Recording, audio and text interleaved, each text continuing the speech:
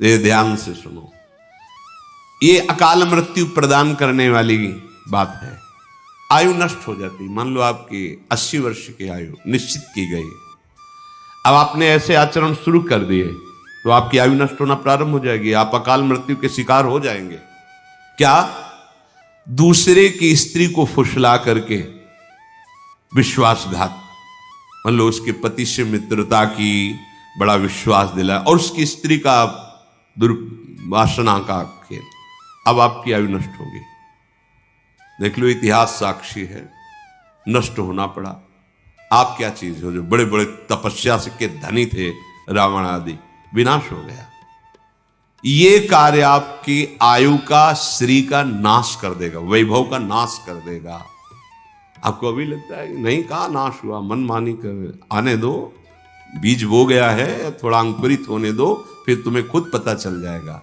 सबसे प्रार्थना है, कानून कानून है, नहीं खुल रहा है तो तुम्हें लग रहा है कि कोई नहीं जा, जिस दिन उसका फल आएगा तो उस दिन हो सकता है आपने वो कार्य ना किया हो जिसमें फंस रहे हो, पर भरपूर दंड मिलेगा आपको, क्योंकि जो जाना नहीं है वही कर्म इस समय ना होने पर भी वो दंड आपको भोगना पड़ेगा। ये बहुत ध्यान से, इसलिए हम रुक के बोल रहे हैं। विदुर जी महाराज साक्षात त्रिभुवन के न्यायाधीश हैं। धर्म, पापियों के लिए यम और धर्मात्माओं के लिए धर्म, यही त्रिभुवन का न्याय करते हैं। अकाल मृत्यु, आयु का अपहरण, जो मित्र बनाया, विश्वास दिलाया और उसकी स्त्री के साथ, या स्त्री अपने पति पर विश्वास जताकर दूसरे पुरुष से, तो ये मजाक मत समझना कि अरे सब ऐसे नहीं। पति वंचक परपति रति करई, रो रो नरक कल्प सत परई। बड़ा सावधानी का विषय है। जैसा आपके भाग्य में संविधान है, गृहस्थी में शांत रहो, गंभीर रहो। ये कुछ नहीं है इधर उधर रूप रंग देखकर जो मनमानी आचरण, ये तुम्हारी आयु को, तुम्हारी श्री को नष्ट कर देंगे। दूसरे को विश्वास दिलाकर उसके धन का अपहरण कर लेना, विष दे देना, मार दिया, धन ले लिया, छीन लिया आदि। और संत जनों की अवहेलना करना, जो सुहृदस्य आपको अपने परिवार जैसा दुलार करते हैं, आपको अपनी आत्मा जैसा दुलार करते हैं, वो आपको जो उपदेश कर रहे हैं, आपको जो शासन कर रहे हैं, वो आपके मंगल के लिए, आप उनकी आज्ञा को उल्लंघन, अपमान, अवहेलना, आपकी आयु श्री सब नष्ट हो जाएगी। जो इन दोषों से युक्त होता है, जो हर समय अभिमान में भरा हुआ चेष्टा करता रहता है, उसकी आयु नष्ट हो जाती है, अकाल मृत्यु को प्राप्त होता है। बहुत सावधानी की जरूरत है। हर समय जो अभिमान में भरा हुआ है और हर समय कटु वचन बोलता हुआ अधिक बोलता ही रहता है, जिसमें विषयों के त्याग का बिल्कुल अभाव है, मतलब घोर विषयी है, और जो क्रोध करके ही व्यवहार करता है, जरा सी बात हुई, जो केवल अपनी जवान, अपनी जनेंद्री पेट के पालने में ही चिंतित है, कैसे भोगूं, कैसे पाऊं, चाहे वो मांस खाना पड़े, चाहे वो कुछ भी, कैसा भी।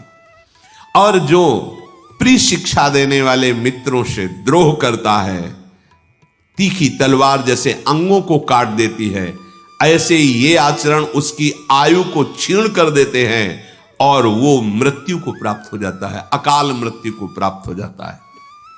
अत्यंत अभिमान में भरे रहना, बहुत गलत सलत वाणी से बोलते रहना, बिल्कुल विषयों के त्याग का अभाव, अर्थात घोर विषयी, घोर क्रोधी, जो जवान और जनेंद्री, रसेंद्री और जनेंद्री का ही लंपट है, जो उत्तम शिक्षा देने वाले मित्रों से द्रोह करता है, तो जैसे तीखी तलवार अंगों को काट देती है, ऐसे ये आचरण उसकी आयु को नष्ट कर देते हैं, वो अकाल मृत्यु को प्राप्त होता है। जो अपने ऊपर विश्वास जता करके उसको मित्र बनाता है, बड़ा विश्वास दिलाता है, और फिर उसकी स्त्री के साथ समागम करता है, वहां भी सारे में वर्णन, यहां भी वर्णन। और जो पूजनीय गुरु के समान, जैसे माता है, बहन है, बड़े भाई की पत्नी है, ये सब गुरु के समान पूजनीय है। जो इनके साथ गलत कार्य करता है, इनकी आयु नष्ट हो जाती है, इनका बुद्धि नष्ट हो जाती है, इनका श्री वैभव नष्ट हो जाता है। बहुत ध्यान से सुनो, यही हमारी ऐसी गलतियां होती हैं जो हमारी बुद्धि को भ्रष्ट कर देती है, हमारे जीवन को नष्ट कर देती है। पहला, किसी से भी मित्रता करके ऐसी भावना मत करो कि उसके घर में जाकर विश्वासघात करो उनकी पत्नी के साथ ऐसा। और जो आपकी पूज्या है, जैसे माँ है, बहन है, बेटी है, बड़े भाई की पत्नी माता के समान मानी गई है, पूर्व में चरण छूते हैं, माँ के समान उसको समझते हैं, तो इनको गुरु तुल्य मानना। जैसे हम गुरु को आदर से देखते हैं, ऐसे बेटी के प्रति, बहन के प्रति, अपनी माता के प्रति, ऐसे बड़े भाई की पत्नी के प्रति हम ऐसे भाव, अगर ये इनके साथ गलत भाव, तो आपकी आयु नष्ट हो जाएगी, आपकी श्री कीर्ति नष्ट हो जाएगी। जो किसी के भी साथ जो नीच आचरण वाली स्त्रियां हैं, अर्थात जो अर्थ आदि के लिए अपने देह को बेचती, ऐसों के साथ उसकी आयु नष्ट हो जाती है, उसका श्री कीर्ति नष्ट हो जाती है।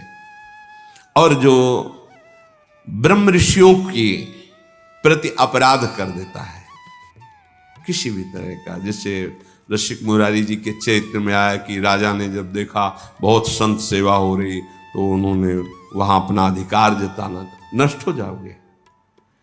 जो भागवत धर्म की सेवा में भागवत भाव को प्राप्त हुए जन है, तो सारा वैभव उनके चरणों में लुटता है। यदि आप शासक होकर, बड़े अधिकारी होकर, या आप बलवान होकर उसका अपहरण करते हैं, तो आपकी आयु नष्ट हो जाएगी, आपका श्री तेज पुण्य नष्ट हो जाएगा। जो किसी भी अहम में आकर के ऐसे जनों से सेवा कार्य के लिए आज्ञा करता है, संत जनों से, जो ब्रह्म ऋषि जन है, भगवत आराधन परायण है, आप बलवान हैं, आप पदाधिकारी, आप ऐसा, और आप उनसे आज्ञा करते हैं, तो आपके सुकृत नष्ट हो जाएंगे, आपकी आयु नष्ट हो जाएगी। जो आपकी शरण में आ गया है, अब चाहे अपने प्राण देने पड़े, पर उसका अहित नहीं होने देंगे।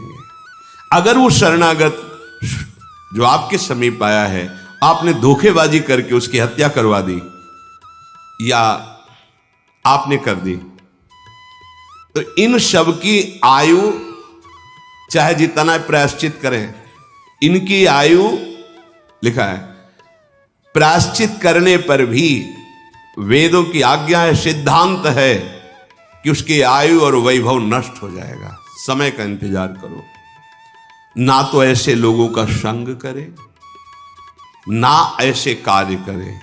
बार बार सबसे प्रार्थना की है, शराब मत पिए। क्यों? क्योंकि ये दोष बहुत भयंकर प्रकट हो जाएगा।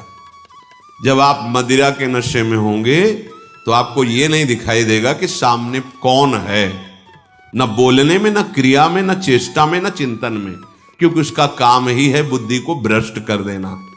इसीलिए मना करते हैं हाथ जोड़कर, न तुम्हारे स्वास्थ्य के लिए अच्छा है, न तुम्हारे परलोक के लिए अच्छा है, न समाज के लिए अच्छा है, किसी भी तरह से अच्छा नहीं। मदिरापान करना, परिस्त्री गमन करना, अभिमान भरी चेष्टा करना, अधिक गाली आदि बोलते रहना, और विषयों में खूब अनुराग रखना, अर्थात विषयों का त्यागी ना होना, हर समय क्रोध नाक में रखे रहना, अपने रसेंद्री और जनेंद्री के ही भोग का केवल चिंतन करना, मित्र द्रोह अर्थात अपने मित्र पर विश्वास दिलाकर उसकी स्त्री के साथ समागम करना, और जो गुरु के समान पूज्य हैं उनके साथ ऐसी वृत्ति रखना, जो शरीर को बेचते हैं अर्थ आदि से, उनके साथ समागम करना, जो ब्रह्म ऋषियों की जीविका को नष्ट कर देना, जो संत महात्मा इनसे आदेश पूर्वक सेवा करवाना, जो शरणागत की हिंसा करवा देना या हिंसा कर देना, इनकी आयु श्री ये नष्ट हो जाती है और वो अकाल मृत्यु को प्राप्त होते हैं। दो प्रकार के लोग नष्ट हो जाते हैं। एक वो जो गृहस्थ होकर अकर्मण्य हो जाते हैं, कायरता धारण करके कार्यों में, कर्तव्य कर्मों में प्रवृत्त नहीं होते, फिर क्या होगा? फिर अकर्तव्य कर्मों को करोगे। इसीलिए इस साधना से, महापुरुषों के वचनों से, कि वो ऊंचाई नहीं प्राप्त होती, पर साधना से असाधन छूट जाता है। असाधन छूटते ही आपका हृदय ऊंचाई की तरफ चलने लगता है। जो गृहस्थ होकर अकर्मण्य है वो नष्ट कर लेता है अपने आप को, अपने परिवार को।